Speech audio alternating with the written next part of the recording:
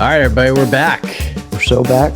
We are so back. so back. We back, mama. We couldn't be more back. Welcome to the Jake Paul versus Mike Tyson post-fight show, which obviously we're watching Netflix right now. And boy, the stream looks fantastic right now.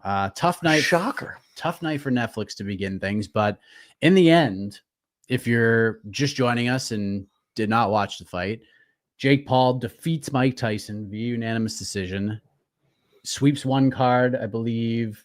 One card, and then one round 7-1 on the other two cards. Jake Paul beats Mike Tyson via unanimous decision. Jed, for anybody who has listened to our programming for the last several weeks, for those who read our roundtable, this is exactly the fight we hoped would happen. We put it out into the universe and begged the boxing gods to give us. And this is exactly what happened. Now, I know it might be boring to some, but Mike Tyson is 58 friggin' years old. And this was the best result that could have happened, right? 100%. And like, well, during our brief little break there, I popped onto the old Twitter machine and checked sort of the messages. And I was not surprised to see, but a lot of messages from people I respect and like in the industry saying I was worse than I thought.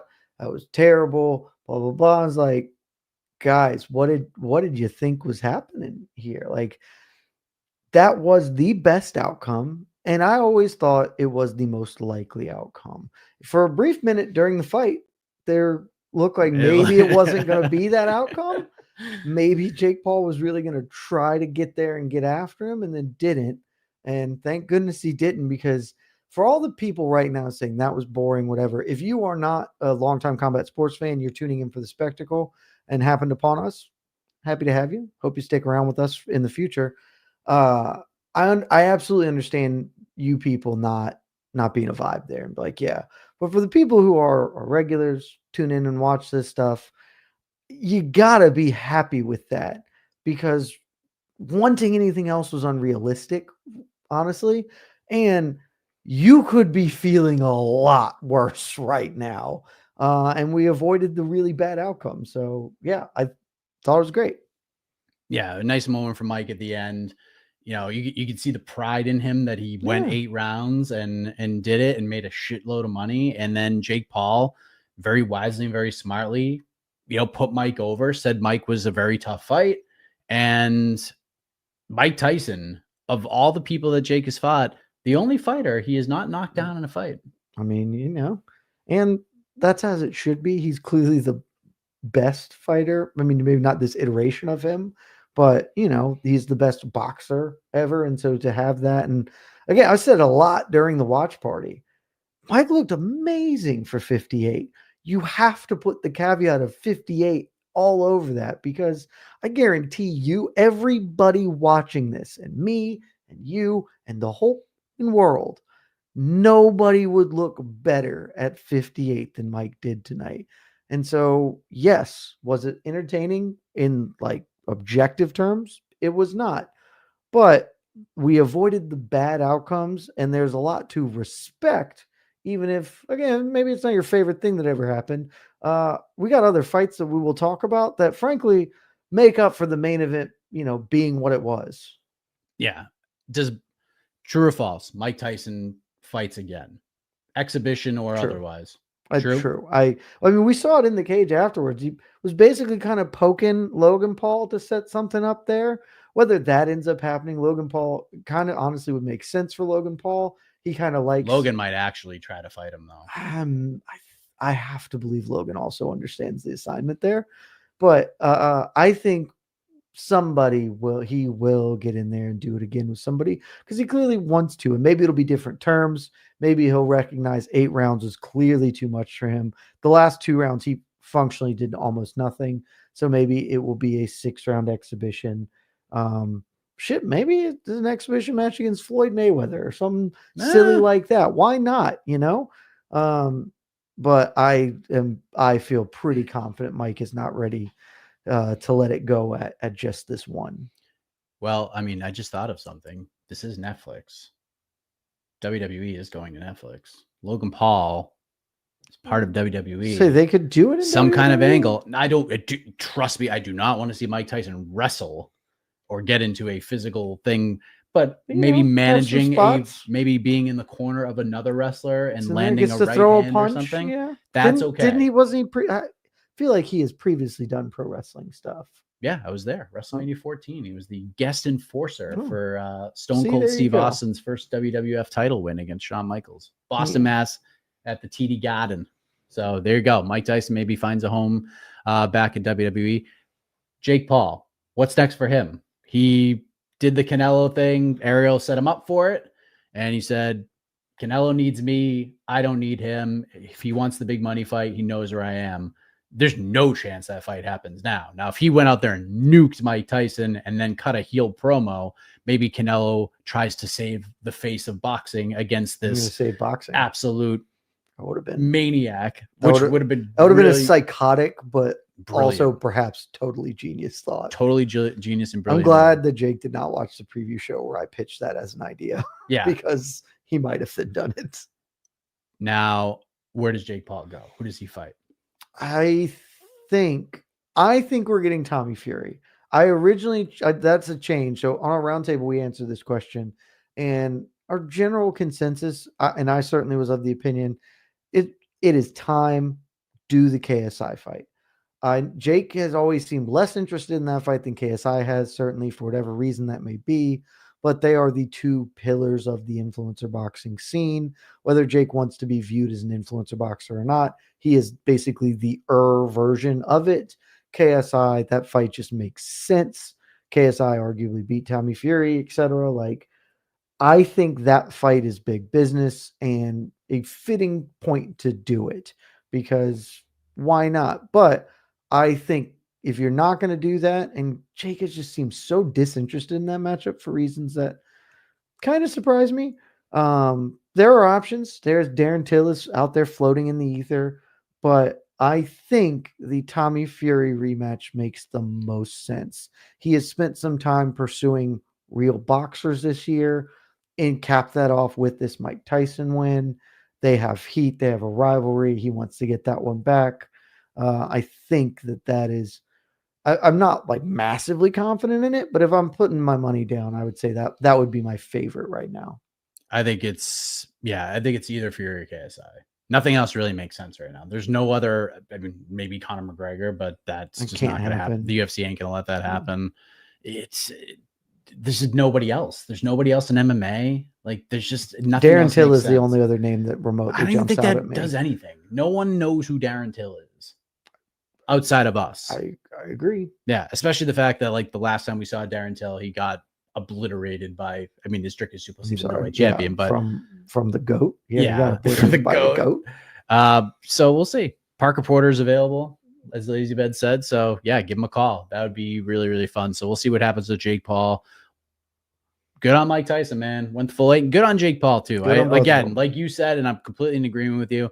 Wasn't the most thrilling fight. I've already had people text me and message me saying that it was boring. I had a ton of people hit me that during the fight, like, this is terrible. I was like, this is literally the best outcome possible. Yeah. And my response was, I tried to tell you that this is what needs to happen. I told all of you that Jake is going to win, and hopefully it's not a win that makes you feel bad and think about your own mortality. Yeah. It's okay to have fun with stuff. Yeah. It's all good. And the reason why this is all good is, and this is a whole brilliant thing. Katie Taylor and Amanda Serrano had their rematch. Their first fight was incredible. And it was very, very close. A lot of people thought Amanda Serrano won that fight. They ran it back in front of 70,000 people. They put Jake Paul and Mike Tyson at the top of the bill. All the attention is on them. There's very little attention on Amanda Serrano and Katie Taylor. Got messages from people so thrilled that they watched this fight. Those two women went out there and better than battled. One. You think it was better than the first one? It was better than the first fight. And it's different. There's a little bit of the controversy involved. I personally thought that raised some of the tension, the stakes around it with the cut that happened. But, I mean, the action was just as good. The tension was through the roof the whole time. The arena was buzzing. It was like the only downside to it, the only thing that was worse than the first fight is Netflix. Like that. And that's a real thing. But, blow for blow, I think that was the best women's boxing match I've ever seen. And it rocked. And so, and also, reminder, kids, this was functionally free because either you already own Netflix or you could free trial Netflix for $1 or whatever.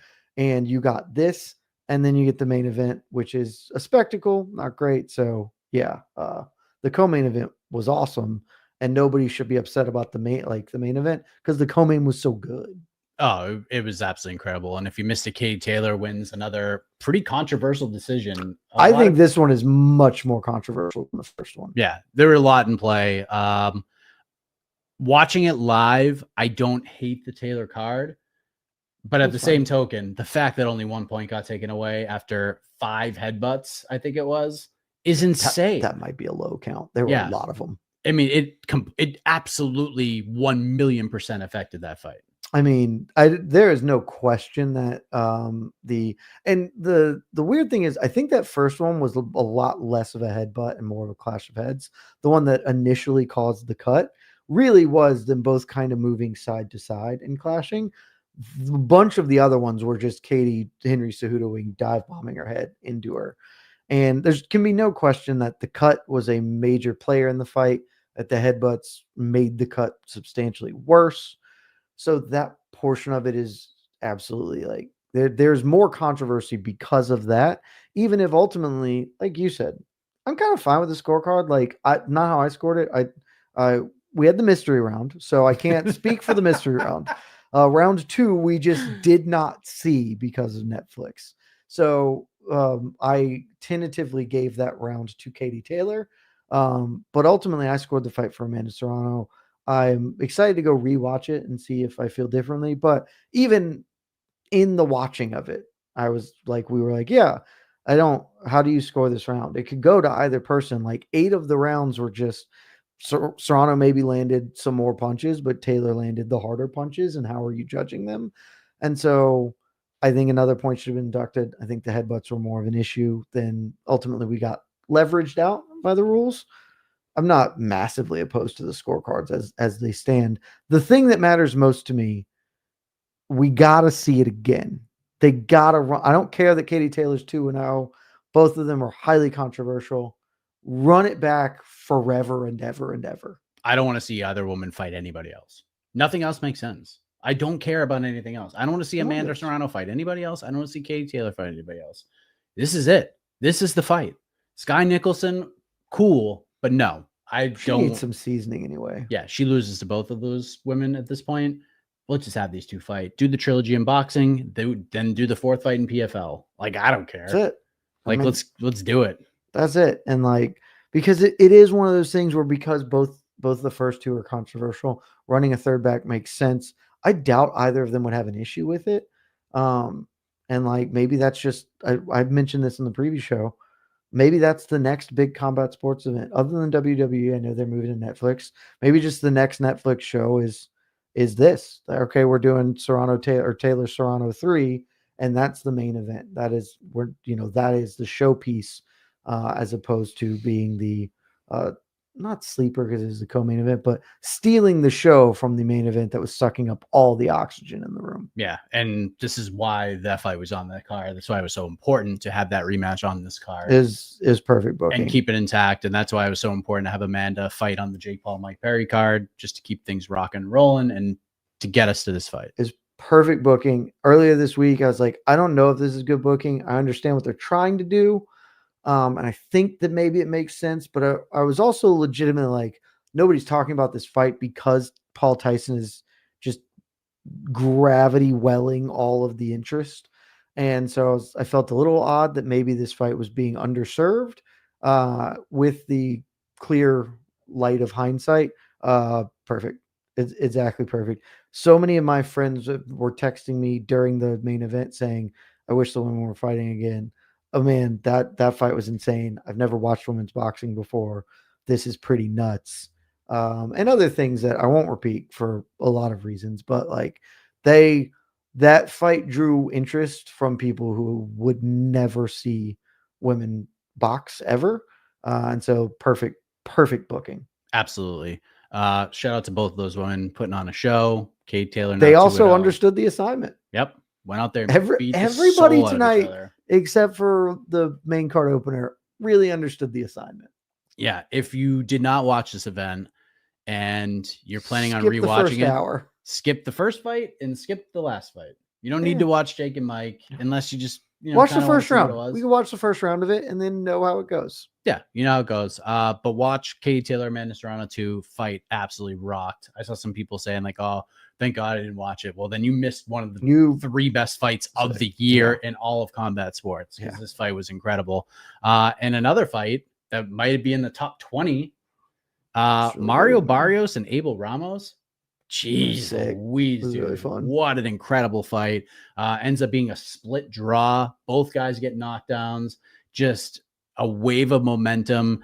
Barrios just seemed like the bigger, stronger, more athletic, gifted boxer. He was much bigger. And Abel Ramos was just an absolute dog in there. Just took a bunch of punishment, got stung early in the first round, got dropped bad in round 2, and the dude just kept coming, getting hit, laughing, smiling, hitting back. Knocked Barrios down as well after getting dropped himself. A couple rounds later, he ends up a monster knockdown. It looked like he maybe was going to turn the tide entirely and sort of take over the fight. Barrios, to his credit, 10 toes down, dug in and fought him back. But that was for a fight that I think many people and certainly odds makers thought was going to be a walkover win for the current WBC welterweight champion. I think it was welterweight. I believe that's right. Yep. It was not. It was a fist fight. I don't love the scorecards, though. Apparently, other people did score that for Ramos. I believe Casey Leiden thought Ramos won that. I scored it for Barrios. If I recall correctly, you did as well. But apparently, was a little more controversy and not controversy, split opinion in who won that fight. So ultimately, I don't even have an issue with it ending, unsatisfactorily with a draw. They'll run it back, and when they do, I will tune in. We're gonna take a couple questions. This is not gonna be a typical hour, 90-minute post-fight show. We're probably gonna go for like another 10 minutes or so, and then we're gonna get on out of here. But before we take a few questions, how do we grade this event? The main card specifically. I mean, I didn't see any of the prelims, so I can't. How do we? Obviously, massive success in the stadium, 70,000 people, all that. But just the viewing experience, all this on Netflix, the streaming, the buffering issues, which everybody seemed to deal with. What do we grade the overall card? I'm gonna go rock solid B, just right at a B level. A couple different breaks, and we're talking A territory here. It had one really major negative, and then the main event is like I said, I think it's the best outcome we could have hoped for. I think that's fine. I'm not telling you it was awesome or fun to watch because that would be a lie. And so you get some points docked for that. The fight, the main card opener, bit of a snoozer, lose some points for that. The biggest deduction though is Netflix. And it's not a huge amount of blame being placed on them for this. This is really their first time doing this sort of thing. Certainly, I think, and I believe news will probably come out either post presser or places. Executives will speak that they simply were unprepared for the sheer volume of this. Because when I say that everyone I know watched this, my sister has not watched anyone fight someone since one time she watched a Ronda Rousey fight because Rousey was so ubiquitous and she was like, what's going on? And so she tuned in to watch, I think it was the Betch Correia one. And that's it. Like, she has never watched anyone fight, but it was on Netflix. Everyone has Netflix, and I'll tune into the circus. Like, I think they were fundamentally unprepared for that. I think they will say that at some point in the near future. And ultimately, though, that is a problem. It's not we need to hold it over their heads forever, but we missed a round in one of the best fights of the year. We had some serious issues with the buffering in the main event before things got going. And legitimately, the pacing was terrible and exacerbated by the fact that I am almost 100% positive they held the co-main event fight because they were having such huge issues with the service going that they didn't want to just run it out there when nobody could see anything. Yeah, So, the pacing sucked the life out of the card because the Barrios Ramos fight absolutely slapped, and we knew that was heading into the fight. And it took 40 minutes. Almost an hour. I mean, it was almost an hour before that Serrano and Taylor even started walking to the ring.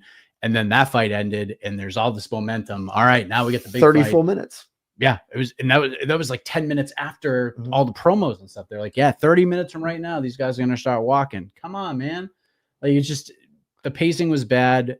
It was just a lot, and pacing was tough. And I truly do think that the pacing, some of that is baked into combat sports in general. Y'all know, if you're watching this, you've probably watched plenty.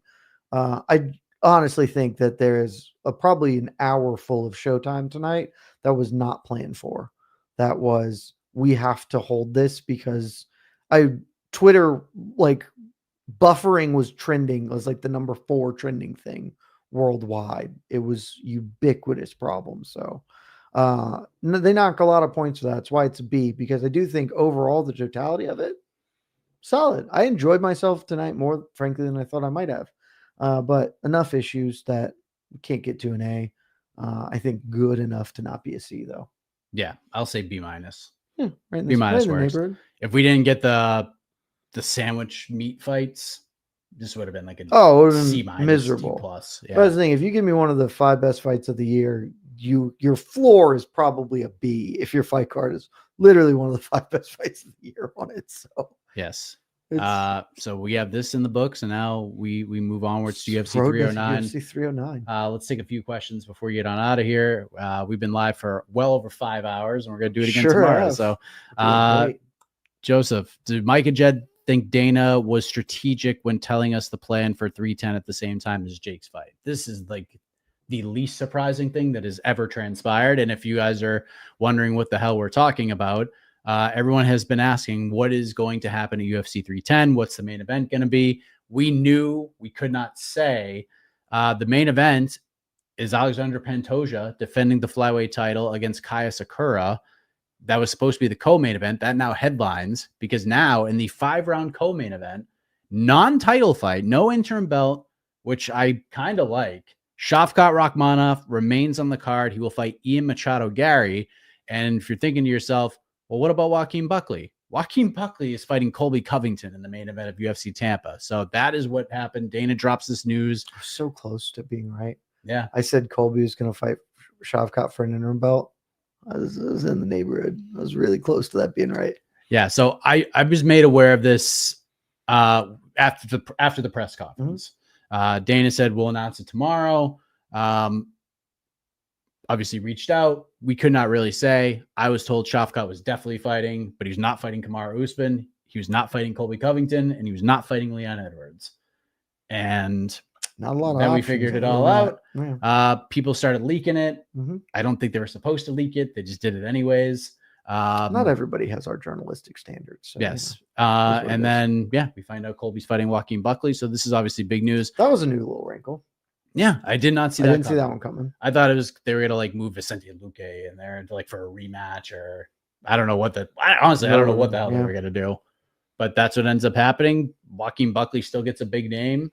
Ian Gary gets a 5-round co-main event on a pay-per-view, which is pretty massive. Undefeated versus undefeated. I mean, if he wins, he gets a title fight. The winner of that is no doubt about it, fighting for the belt. So yeah, strategic. Number one. I think that it was strategically planned. I think it was an enormous, gross miscalculation from Dana White. That announcement drew no interest away from Paul Tyson, and very likely kind of sucked some interest out of this announcement, because like that's up on the website. I can't imagine it's doing big numbers for us or whatever, because Paul Tyson is a massive global event. I think he just miscalculated and should have fired that out earlier in the day. Yeah, you could have done it like right before the weigh-ins. Yeah. Basically, when we all thought it was coming, and then you just kind of like, no, we're going to do it later. And I do believe he did it intentionally at this time.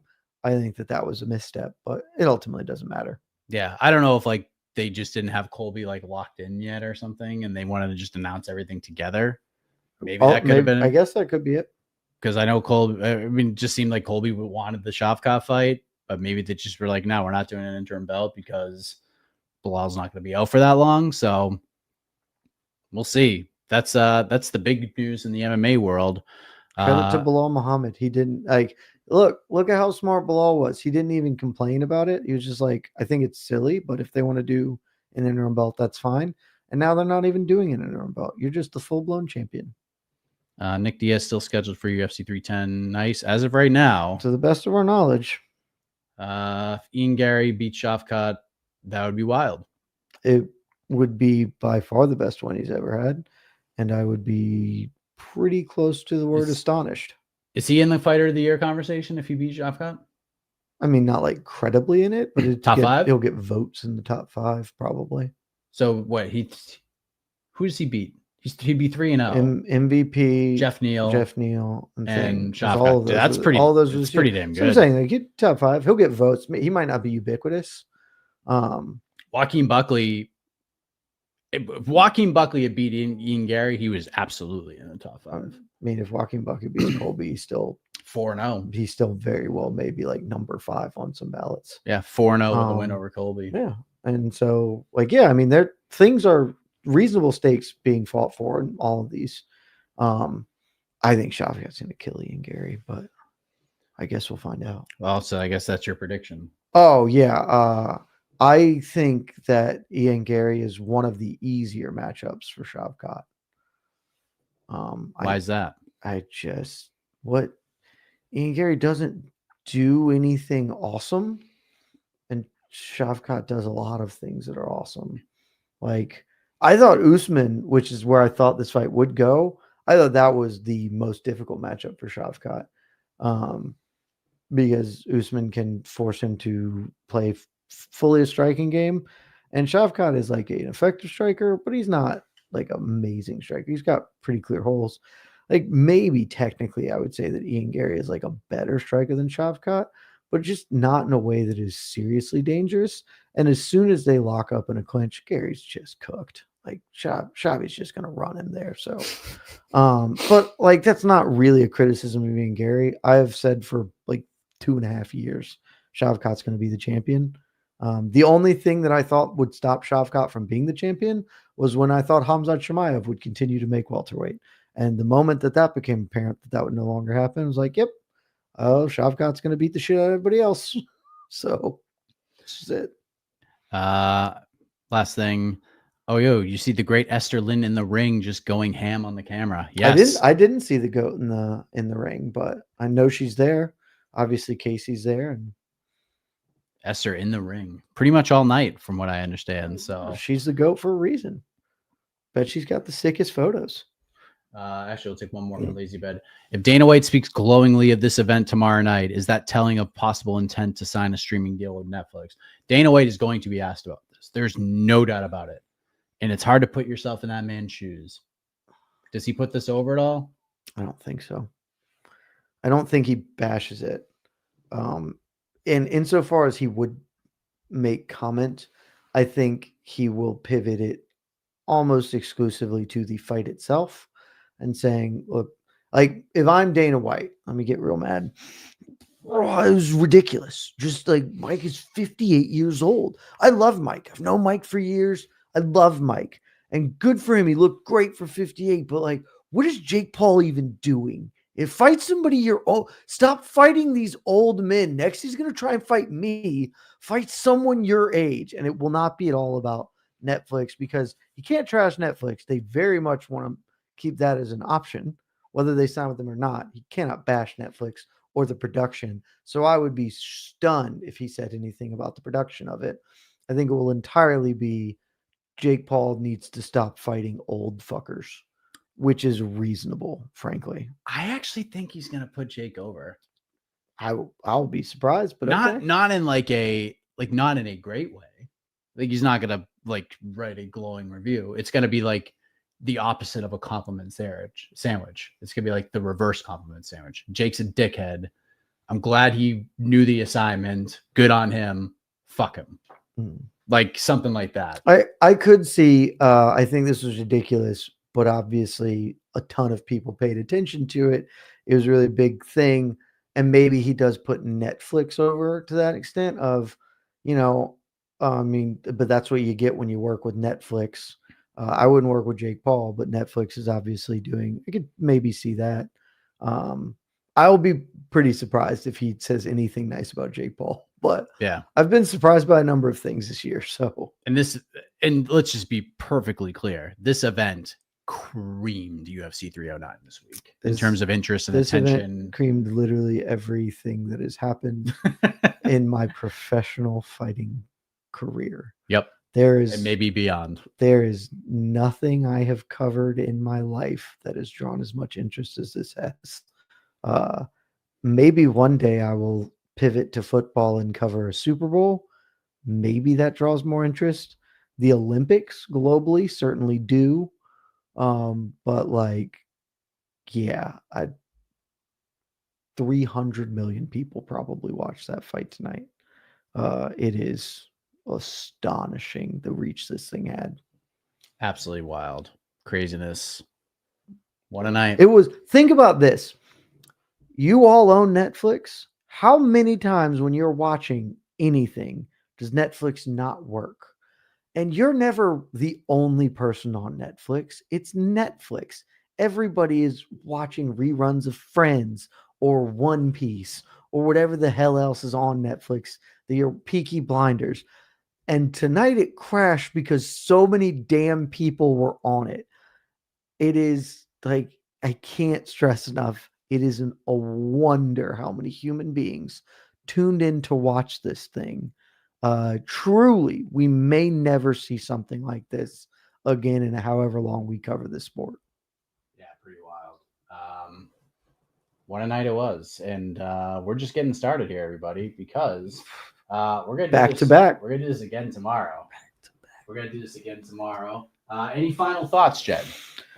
I had a much better time than I kind of thought. I knew that I could have fun, and I always love these watch parties. Love hanging with you. Love hanging with the peeps, watching them. But that was not as sad as it could have been. We made some money. Love to make the monies. And I'm feeling a little bit better about tomorrow night. Maybe not because the outcomes will be sad. Tune in, watch. But at least should be violent. We were talking about it, and really the main card is probably going to... None of those fights should take that long. So we'll have stuff to talk about. We'll get to chat with the peeps. It'll be a good time. And this one was, like I said, as good as it could have been. And I did not have a bad time, which is always good. Yes. I think we're going to get 4 out of 5 finishes tomorrow. I think that maybe Creany Silva will make it 5 out of 5. Very God likely. knows my fantasy MMA team could use a Creany Silva finish. If you have any chance, you need her to do that. Yes, against a ranked opponent, give me like 200 something points, and then Cyril Gahn can maybe put it over the top. Who the hell knows? But that'll be tomorrow. We'll be back here. Maybe we're here to witness Stipe Miocic doing the thing. You want to see the greatest moment in MMA YouTube history? I might take my pants off if that happens. You've been warned. Well, with that being said, we are out of here. People's Pre-Fight Show tomorrow, 5:15 p.m. Eastern Time. Myself, the legend E.K.C. Leiden, who will be back in California after traveling back from Dallas, who will be here to join us to answer your questions. And then Jed and I will be back at Command Center 4.0, maybe looking a little sharper video-wise. Maybe a little bit of a hint, a little bit of a teaser. It was supposed to happen tonight, but little technical issue. Hopefully that's going to be rectified tomorrow. So you might get us in like the best picture you've ever seen us. I love that for us. Which would be unbelievable. So 9:45 p.m. Eastern, doubleheader watch parties, UFC 309, return of John Jones, the return of Stipe Miocic, heavyweight championship on the line, Charles Oliveira, the return of Michael Chandler. The return of Michael Chandler, Jed's favorite fighter. So much to get excited about. So get some rest, relax, and we'll see you tomorrow night, everybody. Thank you for joining us. You guys rock. Love y'all.